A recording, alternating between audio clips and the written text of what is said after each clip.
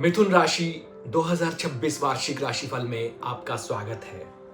मिथुन राशि के लोगों के लिए यह वर्ष 2026 परिवर्तन, अवसर और चुनौतियों का मिश्रण रहेगा। आपका बौद्धिक कौशल, संवाद शक्ति और अनुकूलन क्षमता मतलब कुछ एडॉप्टेशन करने वाली आपकी क्षमता इस साल आपको आगे बढ़ाएगी। आपकी बातें लोगों का मन मोह लेंगी। बस अपनी इस कला पर घमंडी मत हो जाइएगा। गुरु का गोचर मई तक 11वें भाव में रहेगा, जो आय और लाभ देगा, लेकिन जून से 12वें भाव में चला जाएगा, जिससे खर्च, यात्रा और आध्यात्मिकता बढ़ेगी। शनि 10वें भाव में करियर पर दबाव डालेगा, जबकि राहु 10वें से 9वें भाव में अप्रैल में गोचर करेगा। ये भाग्य और यात्रा में नई दिशा देगा। आज बात करेंगे करियर और व्यवसाय की, वित्त और धन की, प्रेम और वैवाहिक जीवन की, परिवार और रिश्ते की, स्वास्थ्य और शिक्षा की, और आखिर में बताएंगे 2026 को यादगार और शानदार बनाने के लिए क्या उपाय करें, महा उपाय 2026 का। आइए विभिन्न क्षेत्रों में विस्तार से जानते हैं। सबसे पहले बात करते हैं करियर और व्यवसाय की। करियर में मिश्रित फल मिलेंगे। जनवरी से अप्रैल तक राहु शनि का दबाव रहेगा। ऑफिस में आपके साथ राजनीति हो सकती है। राजनीति से बचने के लिए सुने सबकी, लेकिन करें जो सही हो।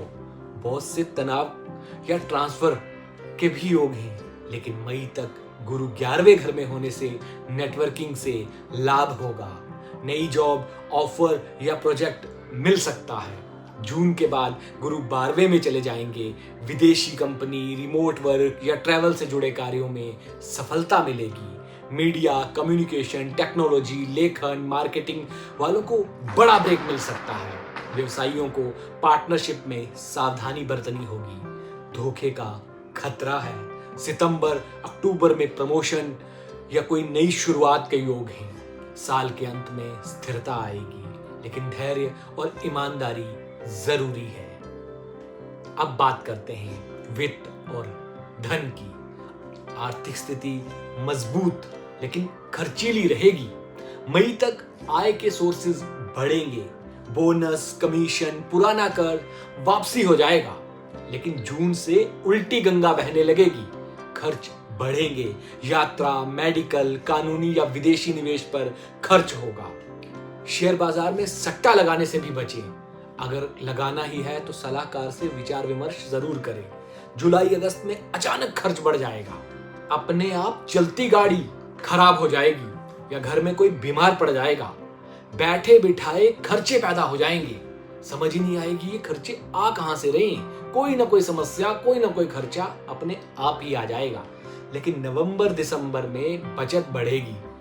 नया निवेश कर सकते हैं। सोना, प्रॉपर्टी में निवेश कर सकते हैं। बुध का गोचर सितंबर में इनकम बढ़ाएगा। कुल मिलाकर बजट बनाएं, बचत पर फोकस करें। वर्ष के अंत तक वित्तीय स्थिरता आएगी।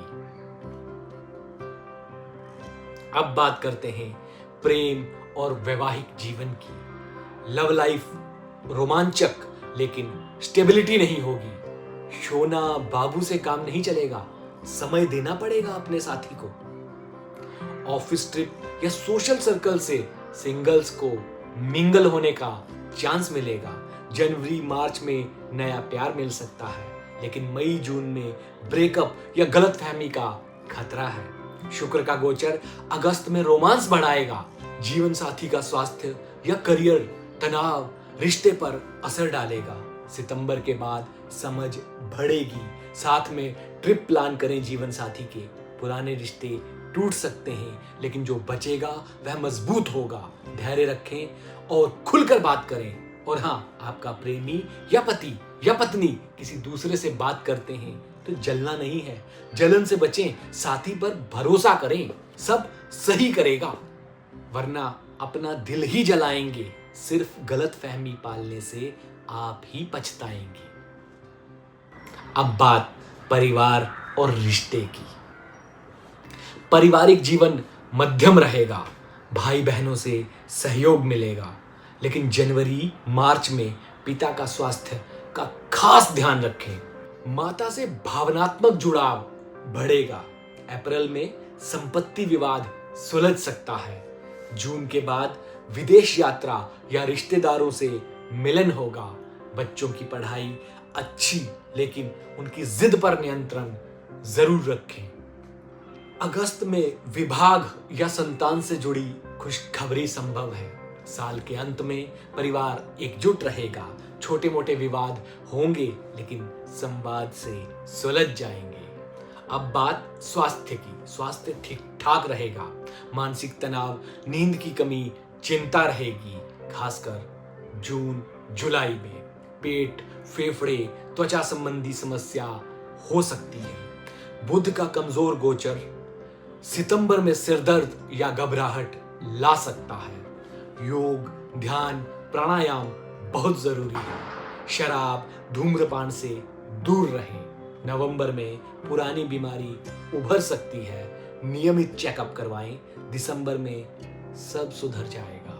महिलाओं को थायराइड, मासिक धर्म पर ध्यान देना चाहिए, वरना नई परेशानियां खड़ी हो सकती है। कहते हैं ना, जान है तो जहान है, इसलिए सेहत को लेकर अलर्ट रहें। सेहत ठीक रहेगी तो सब ठीक रहेगा। अब बात करते हैं शिक्षा की। विद्यार्थियों के लिए उत्तम वर्ष है। प्रतियोगी परीक्षाओं, खासकर सितंबर अक्टूबर में यूपीएससी, आईआईटी, एनईईटी, सीए में सफलता मिलेगी। विदेश में शिक्षा के लिए जून के बाद आवेदन करें। फोकस और प्लानिंग से रिजल्ट शानदार आएगा। सहपाठियों से मदद मिलेगी। डिस्ट्रैक्शन से बचें। सोशल मीडिया कम करें। रीलबाजी से बचें तो स्टूडेंट के लिए बेहतरीन, शानदार, जानदार साल है। अब बात करते हैं मिथुन राशि वाले 2026 को कैसे यादगार और शानदार बनाएं। उसके लिए क्या है इस साल का बेस्ट उपाय? हर बुधवार को गणेश जी को दुर्वा चढ़ाएं और ओम बुद्धाय नमः का 108 बार जाप करें। बुधवार के दिन शाम को हरी इलायची का भोग भगवान को लगाएं और उसके बाद चाय में या दूध में डालकर पी लें या मुंह में रखकर थोड़ी देर बाद चबाकर फेंक दें। ये उपाय धन को बढ़ाएगा और खर्चों को कम करेगा। कुल मिलाकर देखा जाए तो मिथुन राशि स्टूडेंट्स के लिए सबसे बेस्ट ईयर में से एक रहेगा 2026।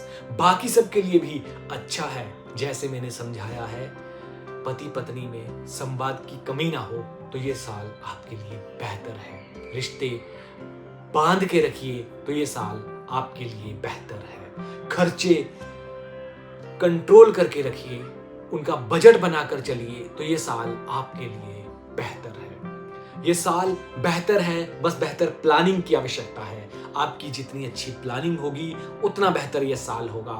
2026 मिथुन राशि वालों के लिए यादगार और कमाल का हो सकता है, सिर्फ और सिर्फ प्लानिंग से चलना है। तो आज के लिए इतना ही।